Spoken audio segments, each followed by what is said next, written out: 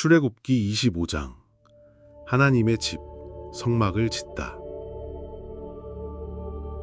시내산 위, 모세는 하나님과의 깊은 교제 속에 있었다. 40일의 침묵 끝에 고요하던 시내산에 쩌렁쩌렁 울리는 하나님의 음성이 모세의 영혼을 흔들었다. 그 음성은 천지를 지으신 창조주의 권능과 사랑을 담고 있었다. 그 말씀은 백성들을 위한 거룩한 집, 바로 성막에 대한 것이었다. 이스라엘 자손에게서 예물을 받으라. 마음이 기쁜 자들이 자원하여 바치는 예물만 받도록 하여라.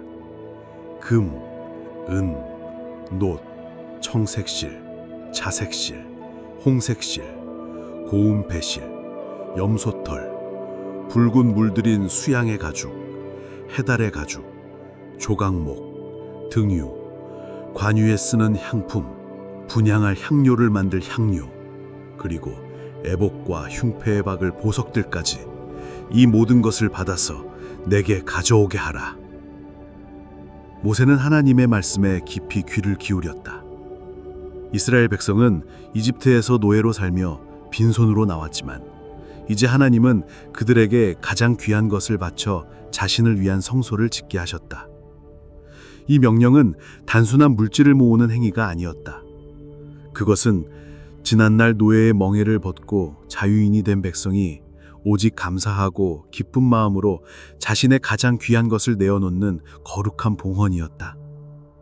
그들이 바치는 금 한 조각, 고운 실 한 가닥은 모두 스스로의 힘이 아니라 하나님의 은혜로만 존재한다는 것을 고백하는 진심이 담겨 있었다. 내가 거할 성소를 짓게 하라. 내가 그들 가운데 거할 곳이다. 내가 내게 보여주는 대로 성막과 그 안의 모든 기구를 만들도록 하여라. 하나님의 목소리는 부드러우면서도 단호했다. 성소의 모든 것, 심지어 가장 작은 부분까지도 인간의 편이나 생각대로가 아닌 하나님의 뜻대로 만들어져야 했다. 성막은 단순히 예배드리는 건물이 아니라 하나님께서 이스라엘과 함께 하시겠다는 약속의 상징이었다. 먼저 증거궤를 만들어라. 조각목으로 만들고 안팎을 순금으로 덮어라. 그 위에 순금으로 속죄소를 만들고 두 그룹 천사를 만들어라. 천사들이 마주보고 날개를 펴서 속죄소를 덮게 하여라. 나는 거기서 너희를 만나고 너희에게 말할 것이다. 증거궤는 하나님의 계명, 즉 언약의 말씀이 담길 거룩한 상자였다. 그것은 하나님께서 이스라엘과 맺으신 약속을 상기시키는 가장 중요한 물건이었다. 그 위에 놓일 속죄소는 하나님과 인간이 만나는 지성소 중의 지성소였다. 그룹 천사들은 하나님의 거룩을 지키는 존재들이며 속죄소는 이스라엘 백성의 죄를 용서받는 장소였다. 지성소의 신비로운 명령이 끝나자 이제 성소에 놓일 다른 거룩한 기구들에 대한 말씀이 이어졌다. 순금으로 등잔대를 만들고 그 등잔대에서 7가지가 나오게 하여라. 각 가지마다 살구꽃 형상의 잔과 꽃받침과 꽃을 만들어라. 등잔대와 그 모든 기구들을 순금 1달란트로 만들어라. 내가 보여주는 양식대로 만들어라. 떡상은 하나님과의 교절을 상징하는 생명의 떡을 올려놓는 곳이었고 등잔대는 어둠을 밝히는 빛, 즉 하나님의 임재를 상징하는 것이었다. 모세는 하나님의 말씀을 하나도 놓치지 않으려 애썼다. 그의 머릿속에는 거룩한 성막의 모습이 조금씩 그려지고 있었다. 그곳은 인간의 손으로 짓지만 그 안에 하나님이 실제로 거하시게 될 거룩한 장소였다. 모든 기구의 재료, 크기, 모양까지 세세하게 정해주시는 하나님의 모습은 그분이 얼마나 이스라엘 백성을 사랑하고 그들과의 관계를 소중히 여기시는지 보여주었다. 하나님은 모세에게 모든 것을 설명했다. 성막의 구조부터 시작해서 그 안에 놓일 모든 기구의 크기와 재료, 그리고 모양까지 그야말로 완벽한 설계도였다. 이 모든 것을 내가 내게 보여준 대로 만들도록 하여라. 너희가 나의 백성이라는 증거가 될 것이다. 나의 영광을 세상에 나타내는 장소가 될 것이다. 모세는 말씀을 듣는 내내 가슴이 벅차올랐다. 이스라엘 백성은 오랫동안 노예로 살며 아무것도 가진 것이 없었지만 이제 하나님께서 그들에게 거룩한 집을 짓는 특권을 주신 것이었다. 이것은 그들이 더 이상 노예가 아니라 하나님의 특별한 특성이라는 증거였다. 그들은 더 이상 외톨이가 아니었고 하나님이 항상 그들 가운데 계시겠다는 약속을 받은 것이었다. 모세는 율법이 새겨진 무거운 돌판을 두 손에 들었다. 그 돌판의 물리적 무게만큼 그의 마음에는 하나님과의 약속을 지고 가는 무거운 책임감이 자리 잡았다. 하지만 그의 영혼은 기쁨으로 가득 차 있었다. 그의 마음속에는 하나님이 이스라엘 가운데 함께 거하실 거룩한 집의 설계도가 완벽하게 그려져 있었다. 그는 이제 더 이상 두렵지 않았다. 백성들과 함께 하나님이 약속하신 길을 걸어갈 수 있으리라 확신했다. 출애굽기 26장 성막의 옷 10개의 덮개. 시내산 정상. 모세는 폭풍우가 몰아치는 하늘 아래 홀로 서 있었다. 거룩한 불꽃 속에서 들려오는 음성은 성막에 대한 세밀한 설계도를 속삭이기 시작했다. 지난번에는 성막 안에 들어갈 가장 중요한 기구들에 대해 들었지만 이제는 성막의 옷이라고 할 수 있는 덮개와 기둥들에 대한 말씀이 이뤄졌다. 성막을 짓는 것은 단순히 건물을 세우는 것이 아니라 하나님이 이스라엘 백성 가운데 임재하시는 거룩한 공간을 만드는 일이었다. 하나님께서 말씀하셨다. 성막은 10개의 덮개로 만들어야 한다. 그 덮개들은 모두 정교하게 짠 고운 배실과 청색, 자색, 홍색 실로 만들어라. 그리고 그 덮개들에는 그룹 천사들의 모습을 정교하게 수놓아 넣어야 한다. 모세의 가슴은 이 놀라운 명령에 벅차올랐다. 하나님은 아름다운 천상의 존재들, 그룹 천사들의 모습을 성막의 가장 중요한 부분에 새겨 넣으라고 명령하셨다. 이는 단순한 장식이 아니라 성막이 하늘의 영광을 담는 거룩한 장소임을 보여주는 것이었다. 마치 하늘의 보좌를 그대로 옮겨놓은 듯 인간의 땅 위에 하나님의 거룩한 임재가 펼쳐지는 것이었다. 각 덮개는 길이가 28규빗, 너비가 4규빗이어야 한다. 5개의 덮개들을 서로 연결하고 나머지 5개의 덮개들도 서로 연결하여 2개의 큰 덮개로 만들어라. 하나님은 치수까지 정확하게 알려주셨다. 모세는 이 말씀들이 얼마나 중요하고 세밀한지를 깨달았다. 인간의 생각대로 만든 것이 아니라 완벽하신 하나님이 직접 설계하신 것이었다. 모든 치수와 재료는 그 어떤 오차도 없이 완벽해야 했다. 그리고 이 2개의 덮개 끝에 청색 고리를 만들고 금 갈고리 50개를 만들어 서로 연결하여라. 그러면 하나의 성막이 될 것이다. 견고하게 결합된 금 갈고리처럼 하나님과 이스라엘 백성은 분리될 수 없는 완전한 연합을 이루게 될 것이었다. 이어지는 말씀은 성막의 2번째 덮개에 대한 것이었다. 이번에는 염소 털로 11개의 덮개를 만들어라. 이것은 성막을 덮는 막이 될 것이다. 5개의 덮개를 먼저 연결하고 나머지 6개를 연결하여 2개의 큰 막으로 만들어라. 화려한 안쪽 덮개와 달리 그 위를 덮을 2번째 막은 투박하고 실용적인 염소털로 만들어졌다. 이 염소털 덮개가 외부의 오염과 해로운 것들로부터 성막을 보호할 것이 분명했다. 이 2개의 막을 연결할 때 청동 갈고리 50개를 사용하여 서로 이어라.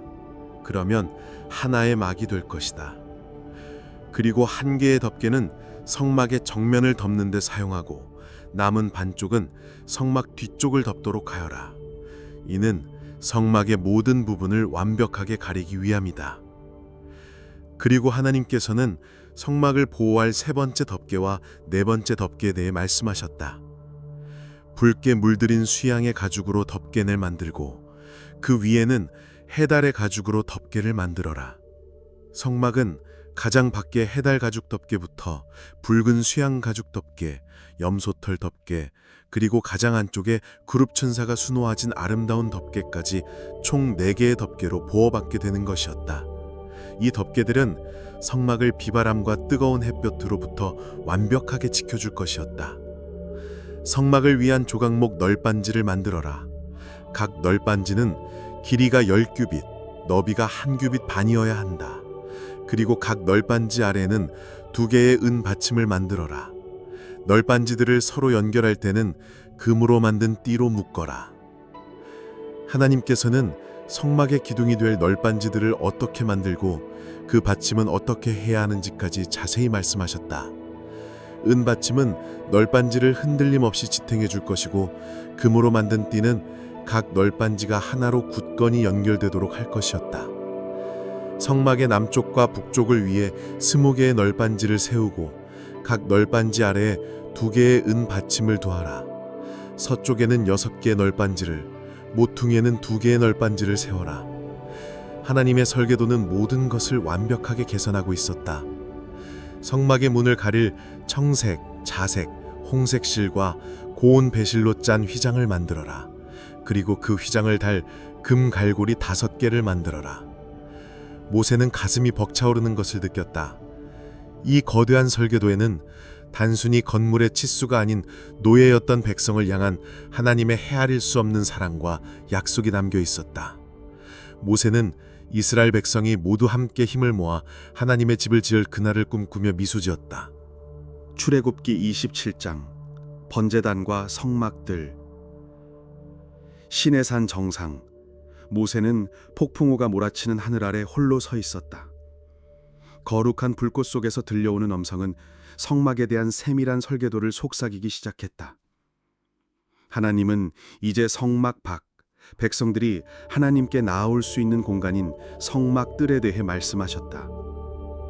이 거룩한 공간의 첫 번째 중심은 바로 번제단이었다. 그것은 하나님과 백성 사이를 연결하는 첫 번째 관문이자 죄를 씻어내는 정결의 장소였다. 너는 조각목으로 번제단을 만들어라. 길이는 5규빗, 너비도 5규빗으로 네모 반듯하게 하고 높이는 3규빗으로 만들어라. 제단의 4 모퉁이에는 뿔을 만들어 그것과 하나로 이어지게 하고 전체를 노쇠로 덮어라. 하나님은 번제단을 자세히 설명하셨다. 모세는 그 단단한 노쇠로 덮인 제단을 머릿속에 그렸다. 백성들이 죄를 용서받기 위해 짐승을 태우는 장소. 짐승의 희생을 통해 죄는 불에 태워지고 그 연기는 하나님께 상달되는 기도와 같았다. 죄는 반드시 불로 태워져야만 하나님께 나아갈 수 있었다. 제단 모퉁이의 불은 마치 그곳이 피난처이자 용서의 장소임을 상징하는 듯했다. 번제단을 위한 그릇과 부삽, 대야, 고기 갈고리, 불 옮기는 그릇을 만들어라. 이 모든 것을 노쇠로 만들어라. 그리고 노쇠 그물로 제단 주변을 감싸고 그 그물 4 모퉁이의 노쇠 고리를 만들어라. 모세는 고개를 끄덕였다. 모든 도구는 노쇠로 만들어졌다. 이 무거운 노쇠 도구들은 마치 불과 심판을 견뎌야 하는 인간의 죄악을 온전히 대변하는 듯했다. 제단을 위한 막대기를 만들되 조각목으로 만들고 노쇠로 덮어라. 이 막대기를 제단 옆 고리에 넣어 제단을 옮길 수 있게 하여라. 하나님은 이 모든 것이 이동할 수 있도록 설계하셨다. 이스라엘 백성이 광야에서 이동할 때마다 하나님과의 만남도 함께 움직일 수 있도록. 이 모든 설계는 백성과 함께 하시겠다는 하나님의 약속, 그리고 그들의 삶의 여정 속에 늘 함께 계시겠다는 사랑을 보여주는 듯했다. 성막들을 만들어라. 남쪽과 북쪽은 길이가 100규빗이고 동쪽과 서쪽은 50규빗으로 하여라. 뜰 주위에는 고운 배실로 짠 휘장을 쳐서 뜰을 구분하고 20개의 노쇠 기둥을 세워라. 모세는 그 넓은 뜰을 상상했다. 백성들이 성막을 바라보며 예배하는 공간이었다. 높이 5규빗의 휘장이 거룩한 성막을 세상의 혼잡함과 분리했다. 이 휘장은 백성들이 경건한 마음으로 하나님께 나아올 수 있도록 돕는 역할을 했다. 성막들은 마치 거룩한 공간으로 들어서는 첫 번째 문과 같았다. 뜰 문은 동쪽에 두어라. 문은 청색, 자색, 홍색 실과 고운 배실로 짠 20규빗 길이의 휘장으로 만들어라. 그리고 그 휘장을 지탱할 4개의 기둥을 세워라. 하나님의 말씀은 계속되었다. 성막의 문이 동쪽에만 있다는 것은 그 길을 따라 오직 하나의 통로로만 하나님께 나아갈 수 있음을 의미했다. 문을 이루는 화려한 휘장은 하나님의 영광을 상징하며 그 문을 통과하는 모든 자가 특별한 은혜를 입게 됨을 보여주었다. 성막들의 모든 기둥은 은 갈고리와 은테를 사용하고 그 받침은 노쇠로 만들어라. 성막과 성막들에 사용되는 모든 기구는 노쇠로 만들어라. 하나님은 아주 작은 부분까지도 놓치지 않고 말씀하셨다. 노쇠는 이스라엘 백성의 죄를 상징하고 그 노쇠로 만들어진 번제단은 죄가 정결해지는 곳을 의미했다. 한편 노쇠 기둥을 지탱하는 은받침은 마치 죄의 무게를 감당하는 하나님의 은혜와 구원을 상징하는 듯했다. 너는 이스라엘 백성에게 명령하여 등불을 켜기 위한 순수한 기름을 가져오게 하여라. 그 기름은 아론과 그의 아들들이 매일 저녁부터 아침까지 성소의 등잔불을 켜게 하기 위함이다. 이것은 대대로 영원한 규례가 될 것이다. 성소는 늘 밝게 빛나야 했다. 이 빛은 어둠 속에서도 꺼지지 않는 하나님의 임재를 상징하는 것이었다. 모세는 이 모든 명령을 들으며 가슴이 먹먹해졌다. 죄와 허물 많은 백성이라 할지라도 하나님은 그들을 위한 길을 열어주셨다. 모세의 마음은 하나님의 사랑과 놀라운 계획에 대한 경외감으로 가득 찼다. 출애굽기 28장 제사장의 예복. 시내산 정상 모세는 영광스러운 빛에 둘러싸여 있었다. 그 빛 속에서 하나님의 음성이 들려왔다. 단순한 명령이 아니라 사랑과 정교함이 담긴 설계였다. 네 형 아론과 그의 아들들 곧 아론과 나답, 아비후, 엘르아살, 이다마를 이스라엘 자손 중에서 내게로 나오게 하여라. 그들이 나를 위해 제사장 직분을 행할 것이다. 모세는 고개를 들었다. 하나님께서 자신의 형제와 조카들을 택하셨다는 사실에 놀랐다. 자신과 함께 이스라엘을 이끌어온 아론에게 이제 하나님의 영광스러운 직분이 맡겨졌다. 이것은 단순한 영광이 아니라 모든 백성을 대표해 하나님 앞에 서야 하는 무거운 책임이었다. 나는 그들이 내게 바칠 거룩한 옷을 만들어 그들을 구별하고 거룩하게 만들어 그들이 제사장으로서 나를 섬기게 할 것이다. 하나님의 음성은 계속해서 제사장의 옷에 대해 자세히 설명했다. 이는 단순히 아름다움을 위한 옷이 아니었다. 이 옷은 제사장들을 세상의 모든 것과 구별하는 표징이었다. 그 옷을 입고 하나님 앞에 설 때 그들은 더 이상 평범한 사람이 아닌 하나님께 속한 거룩한 종이 되는 것이었다. 그 옷은 에봇이라 부른다. 금, 청색, 자색, 홍색 실과 고운 배실로 정교하게 짜라. 에봇에는 2개의 어깨바지를 달아라. 그것으로 에봇의 양끝을 서로 연결하는 것이다. 에봇 위에 멜 띠도 에봇과 같은 재료로 만들어라. 멜 띠는 에봇에 잘 붙어 있어야 한다. 하나님은 제사장이 입을 옷을 직접 설계하고 계셨다. 그 정교함은 마치 우주를 창조할 때의 세밀함과 같았다. 너는 또 호마노 보석 2개를 가져와라. 그 보석에 이스라엘의 12 아들 이름을 새겨라. 6은 한 보석에, 나머지 6은 다른 보석에 새기는 것이다. 이것은 이스라엘 백성을 기념하는 보석이다. 이 2 보석을 에봇의 어깨바지에 달아라. 아론이 내 앞에 나아올 때 이스라엘 자손의 이름을 그의 2 어깨에 메고 나를 기억하게 하는 것이다. 그 순간 모세는 이 모든 것이 단순한 옷이 아님을 깨달았다.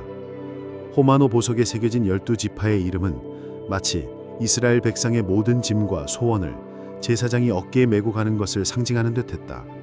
그것은 하나님께서 백성을 얼마나 소중히 여기시는지를 보여주는 상징이었다. 제사장은 홀로 하나님께 나아가는 것이 아니라 온 백성을 등에 업고 나아가는 것이었다. 하나님의 음성이 다시 이어졌다. 너는 가장 중요한 판결 흉패를 만들라. 에봇과 같은 방식으로 만들되 이스라엘의 운명이 걸린 중대한 결정을 내리는 곳이 될 것이다. 그것을 네모 반듯하제 2겹으로 만들어라. 길이는 한 에밈, 너비도 한 에밈으로 하여라. 그리고 그 안에 보석 4줄을 박아라. 하나님은 보석의 종류와 이름을 하나하나 말씀하셨다. 첫 줄은 홍보석, 황옥, 녹주옥. 둘째 줄은 석류석, 남보석, 홍만호. 셋째 줄은 호박, 백만호, 자수정. 마지막 넷째 줄은 녹보석, 얼룩만호, 벽육이었다.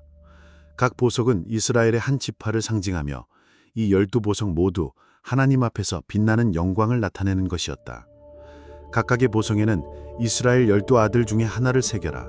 인장을 새기듯이 그 이름을 새기는 것이다. 그리고 그 흉패에 금사슬과 고리를 달아 에봇에 연결하여라. 가슴에 12지파의 이름이 새겨진 보석을 달고 어깨에 2개의 보석을 단 아론의 모습이 모세의 눈앞에 그려졌다. 그 옷은 이스라엘의 모든 죄와 아픔과 그리고 삶의 무게를 짊어지고 하나님께 나아가는 제사장의 무거운 책임을 보여주는 듯했다. 흉패는 단순한 장식이 아니라 온 이스라엘의 심장을 품고 하나님 앞에 서는 제사장의 마음을 상징하는 것이었다. 하나님의 음성이 다시 이어졌다. 그 흉패 안에는 우림과 두밈을 넣어라. 아론이 내 앞에 나아올 때 이스라엘 자손의 판결을 항상 그의 가슴에 품고 있도록 하는 것이다. 모세는 우림과 두밈이 무엇인지 알 수 없었지만 그것이 하나님의 뜻을 묻고 답하는 중요한 도구라는 것을 직감했다. 빛과 어둠, 예스와 아니오라는 의미의 그 도구는 제사장이 하나님의 뜻을 구하는 데 사용될 것이었다. 아론의 에봇 아래에 입을 겉옷을 만들라. 그 옷은 전부 청색으로 하여라. 옷 가장자리에는 성류 모양을 만들고 그 사이에 금방울을 달아라. 아론이 성소에 들어가거나 나올 때 그 소리가 들릴 것이다. 그가 죽지 않도록 하기 위함이다. 아론이 거룩한 지성소에 들어갈 때 금방울 소리가 멈추면 그가 하나님의 거룩함 앞에서 온전하지 못하여 죽었다는 것을 의미했다. 금방울 소리는 그의 생명을 알리는 소리이자 경건한 두려움의 상징이었다. 그리고 아론의 머리에 쓸 관을 만들라. 순금으로 패를 만들어 거기에 여호와께 성결이라고 새겨라. 그 패를 관에 달아 아론의 이마에 있게 하여라. 그가 이스라엘 자손이 바치는 모든 거룩한 예물을 감당하게 하는 것이다. 이 모든 거룩한 옷은 단순히 아름다움을 위한 것이 아니었다. 그것은 하나님을 섬기는 자가 얼마나 거룩해야 하는지를 보여주는 표징이었다. 모세는 이 거룩한 임무를 수행할 형과 조카들을 생각하며 마음속으로 기도했다. 아론과 그의 아들들에게 이 모든 옷을 입히고 그들에게 기름을 부어라. 그들을 구별하고 거룩하게 만들어 그들이 나를 제사장으로서 섬기게 하여라. 이것이 너희에게 대대로 영원한 규례가 될 것이다. 하나님의 말씀이 끝났다. 모세는 이 놀라운 명령을 가슴에 새기고 산을 내려올 준비를 했다.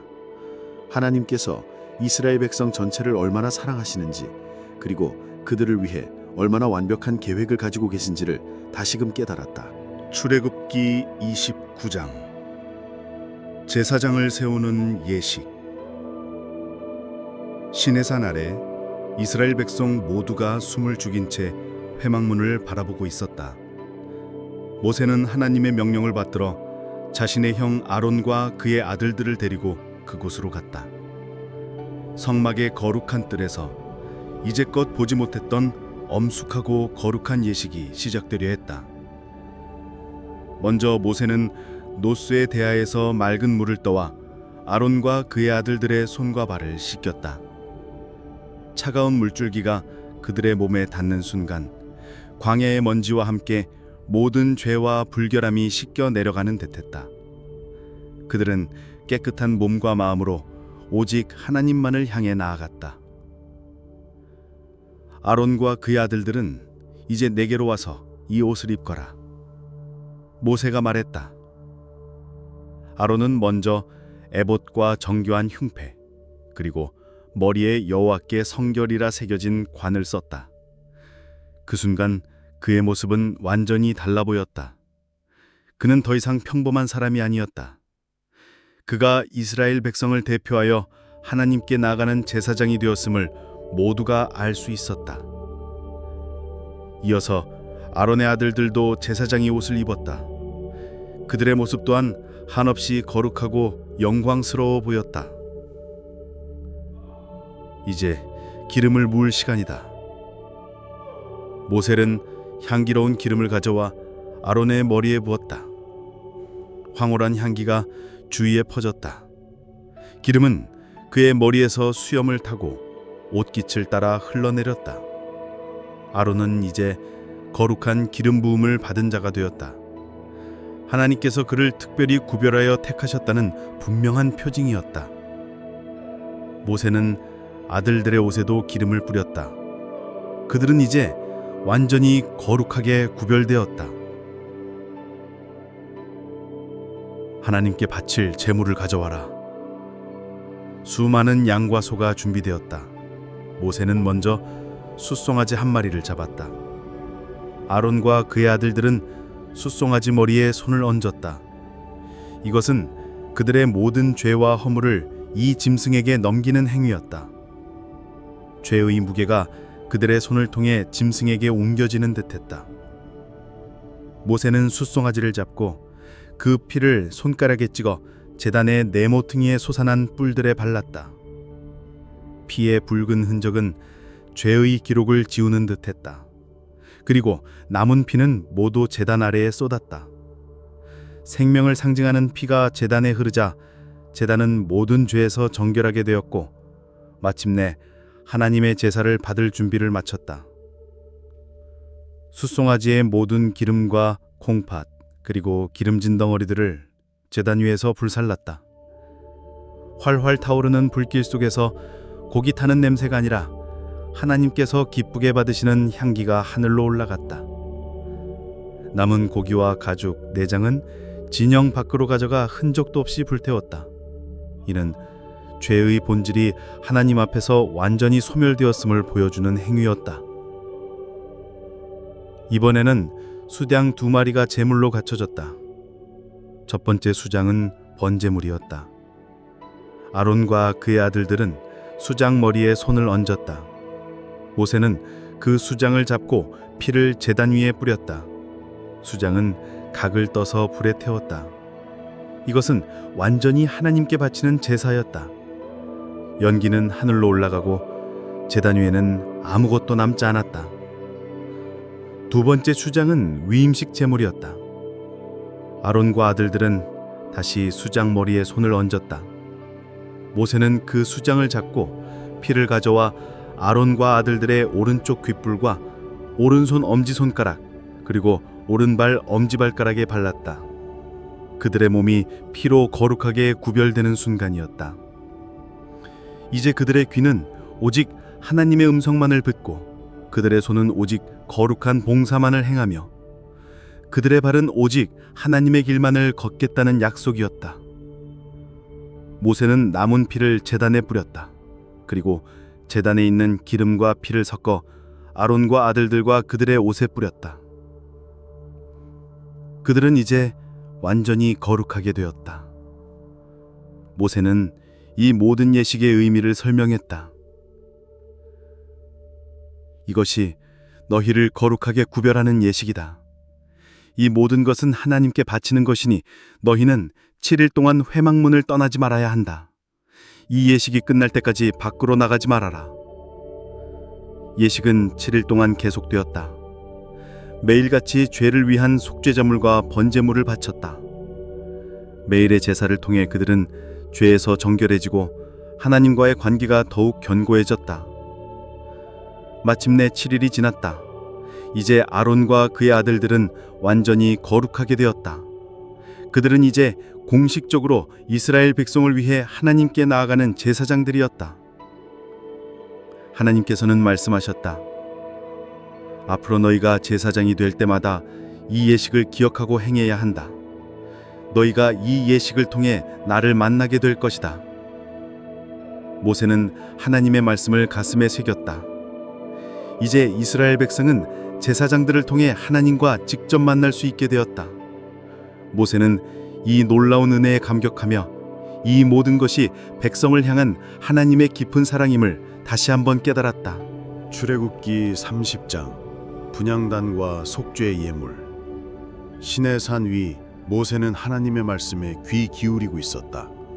이미 성막과 제사장의 옷에 대한 세밀한 명령을 받은 후였다. 이제 하나님께서는 또 다른 거룩한 기구들에 대해 말씀하셨다. 너는 성막 안에 분향단을 만들라. 아카시아 나무로 만들고 금으로 덮어라. 길이가 1 큐빗, 너비가 1 큐빗인 네모난 모양으로 만들고 높이는 2 큐빗으로 하라. 그 분향단은 지성소의 휘장 바로 앞에 두어라. 모세는 분향단이 성소의 가장 깊은 곳에 언약궤와 제사장 사이의 통로에 놓인다는 사실에 놀랐다. 분향단은 거룩한 향을 피우는 곳이었다. 그 향은 백성의 간절한 기도가 되어 하늘로 피어오르는 영혼의 찬양과 같았다. 아침마다 등불을 정리할 때와 저녁에 등불을 켤 때 이 분향단 위에서 향을 피워라. 대대로 나를 섬기는 향이 될 것이다. 다른 향이나 번제물, 소제물은 올리지 말고 오직 향만 피워라. 하나님의 말씀은 계속되었다. 하루에 2번 분향단에서 피어오르는 향은 백성들의 끊임없는 예배를 의미했다. 이 향은 하나님께 나아가는 유일하고 거룩한 기도였다. 다른 어떤 행위도, 다른 어떤 향도 이 자리를 대신할 수 없었다. 1년에 한 번씩 아론이 이 분향단 뿔에 속죄의 피를 바를 것이다. 이것은 대대로 지켜야 할 속죄 예식이다. 이 분향단은 나 여호와에게 가장 거룩한 것이다. 모세는 분향단이 성막 안에서 얼마나 중요한 곳인지 깨달았다. 분향단은 하나님과 이스라엘 백성 사이를 이어주는 통로였다. 그 뿔에 발린 피는 죄 많은 인간의 기도가 거룩한 하나님께 상달되기 위해 반드시 필요한 정결의 과정을 보여주는 듯했다. 다음으로 하나님의 시선은 백성 전체에게 향했다. 이스라엘 백성의 수를 셀 때 각 사람은 자신의 목숨을 위한 속전으로 은 반세겔을 내게 바치라. 부자라고 해서 더 내지 말고 가난하다고 해서 덜 내지 말라. 모든 사람은 그들의 생명에 대한 대가로 같은 금액을 내야 한다. 이 속전을 받는 것은 그들의 목숨을 위한 것이다. 이 속전은 20살이 넘은 모든 남자들이 내야 하는 돈이었다. 이 돈은 성막 봉사를 위해 사용되었다. 그 누구도 자신의 생명을 돈으로 살 수 없지만 이 은은 하나님께서 그들의 생명을 귀하게 여기신다는 증거가 되었다. 이 돈으로 회막을 지을 때 필요한 물건들을 사는 데 썼다. 이것은 모든 백성이 신분이나 재산에 관계없이 하나님 앞에서 똑같은 존재임을 선포하는 징표였다. 하나님께서는 또 다른 것을 만들라고 하셨다. 노스로 물두멍과 그 받침을 만들라. 이것을 회막과 제단 사이에 두고 물을 채워 넣어라. 이 물두멍은 제사장들이 씻는 데 사용되었다. 아론과 그의 아들들은 회막에 들어가기 전과 제단에서 봉사할 때마다 손과 발을 씻어야 했다. 만약 그들이 씻지 않고 내게 나아온다면 그들은 죽음을 피할 수 없을 것이다. 이것은 그들과 그들의 후손에게 영원한 규례가 될 것이다. 물두멍은 제사장의 거룩함을 위한 것이었다. 죄의 흔적을 씻어내고 오직 정결한 상태로만 하나님을 섬길 수 있음을 보여주었다. 마지막으로 하나님은 거룩한 기름과 향을 만드는 법을 알려주셨다. 향기로운 재료들을 가져와라. 순수한 모략과 육개, 창포와 계피를 올리브 유름에 섞어라. 이것으로 거룩한 기름을 만들라. 이 기름은 성막과 모든 기구에 발라 하나님의 거룩한 영광을 그 안에 스며들게 하는 데 사용되었다. 그리고 아론과 그의 아들들에게도 발라 그들을 거룩하게 세웠다. 기름 부음은 하나님께서 그들을 특별한 목적을 위해 택하셨음을 의미했다. 이것은 너희에게 가장 거룩한 기름이다. 이 기름을 다른 사람에게 붓거나 이와 똑같은 것을 만들어서는 안 된다. 또 하나님은 특별한 향을 만드는 법을 알려주셨다.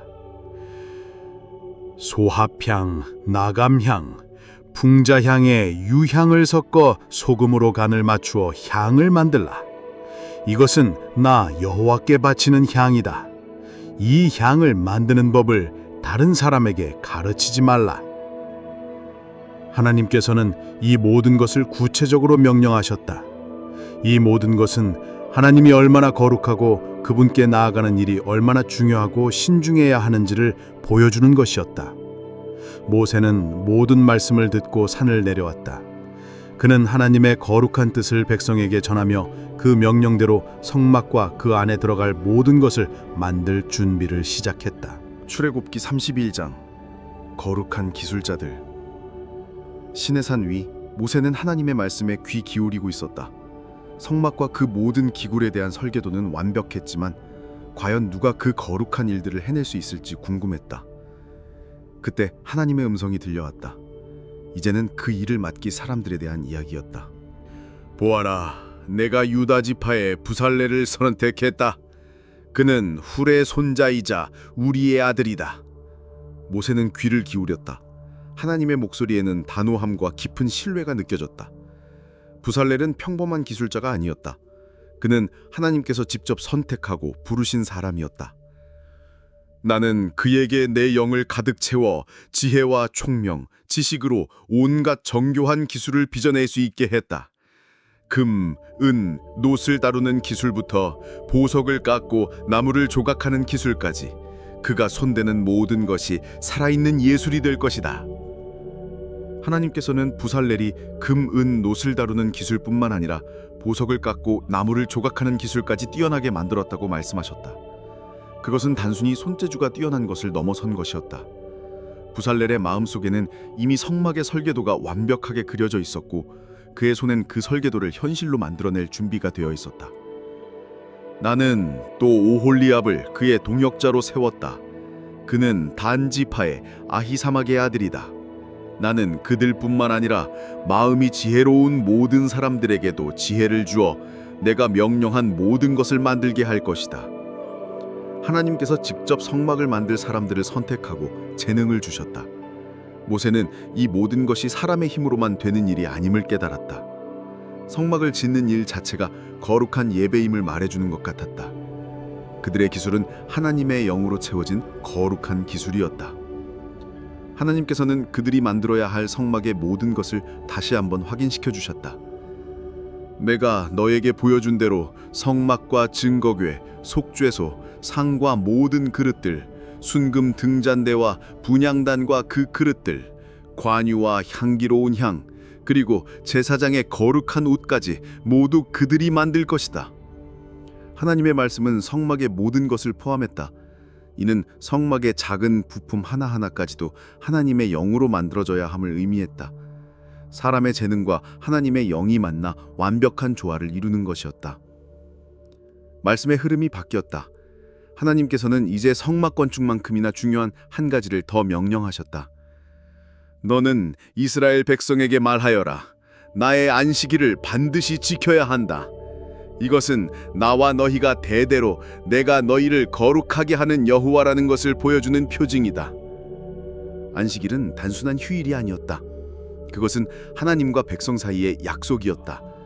7일 중 하루를 쉬는 것은 창조주 하나님을 기억하고 그분이 주신 모든 것을 감사하며 그분을 예배하는 거룩한 시간이었다. 안식일은 너희에게 거룩하다.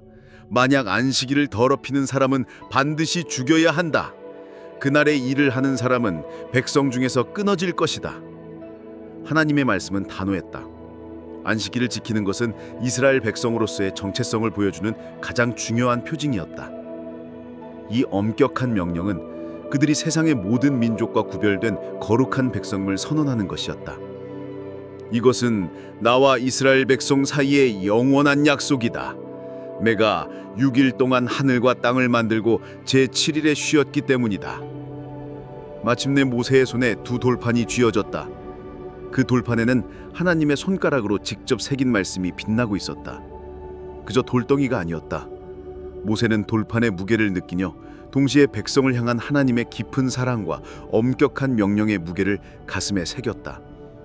이제는 이 돌판이 단순한 법이 아니라 하나님의 임재가 백성들과 함께한다는 증거이자 그들의 삶을 인도할 영원한 기준이 될 것이다.